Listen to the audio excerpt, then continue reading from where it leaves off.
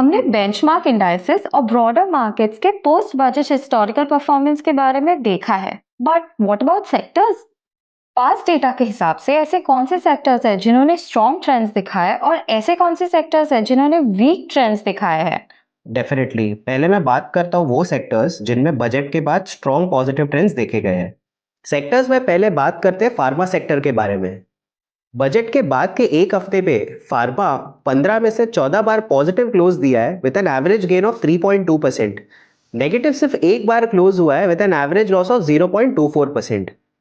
अगर हम लंबे अवधि जैसे बजट से 3 महीने के बाद की परफॉर्मेंस देखें तो फार्मा 15 में से 10 बार पॉजिटिव क्लोज दिया है with an average gain of 7.45% का।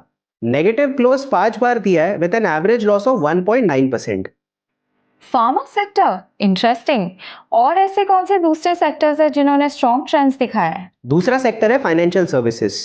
बजट के बाद के एक हफ्ते में फाइनेंशियल सर्विसेज 15 में से 11 बार पॉजिटिव क्लोज दिया है with an average gain of 2.93%। Negative सिर्फ 4 बार हुआ है with an average loss of 3.21%। अगर हम लंबे अवधि जैसे बजट से 3 महीने के बाद की परफॉर्मेंस देखें तो फाइनेंशियल सर्विसेज 15 में से 9 बार पॉजिटिव क्लोज दिया है with an average gain of 10.85% और 6 बार नेगेटिव क्लोज दिया है with an average loss of 8.81%। इन दो सेक्टर्स का परफॉर्मेंस बाकी सेक्टर्स के मुकाबले रिलेटिवली स्ट्रांग रहा है। और ऐसे कौन से सेक्टर्स हैं जिनमें वीक ट्रेंड्स देखे गए हैं पोस्ट बजट? ऐसे दो सेक्टर्स हैं जिनमें post budget historically weak trends देखे गए हैं। पहला सेक्टर है ऑटो।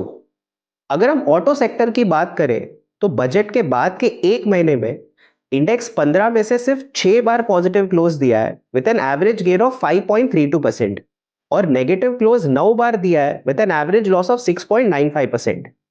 और तो और बजट के 3 महीने के बाद का डेटा ये दिखाता है कि इंडेक्स सिर्फ 5 बार पॉजिटिव क्लोज दिया है with an average gain of 13.67% और 10 बार नेगेटिव क्लोज दिया है with an average loss of 5.69%। दूसरा सेक्टर है रियल्टी। बजट के बाद के एक महीने में इंडेक्स 15 में से सिर्फ 5 बार पॉजिटिव क्लोज दिया है with an average gain of 11.55% और नेगेटिव क्लोज भी 10 बार दिया है with an average loss of 7.56%। और बजट के 3 महीने के बाद का डेटा देखें तो इंडेक्स सिर्फ 6 बार पॉजिटिव क्लोज दिया है with an average gain of 24.19% और 9 बार नेगेटिव क्लोज दिया है with an average loss of 13.29%। So, pharma and financial services have shown strong trends post-budget, and auto and realty have shown weak trends post-budget. Yes, budget का impact को समझना जरूरी है ताकि आप अपने इन्वेस्टमेंट्स और ट्रेड्स बेटर प्लान कर सकें। तो दोस्तों, अब हमें यूनियन बजट का इंतजार है जो कि 1 फरवरी 2026 को है। देखते हैं कि मार्केट्स का क्या रिएक्शन होता है इस बार। ऐसे इन्फॉर्मेटिव इंसाइट्स के लिए हमें फॉलो करना ना भूलिए। धन्यवाद। Investment in securities market are subject to market risks. Read all the related documents carefully before investing.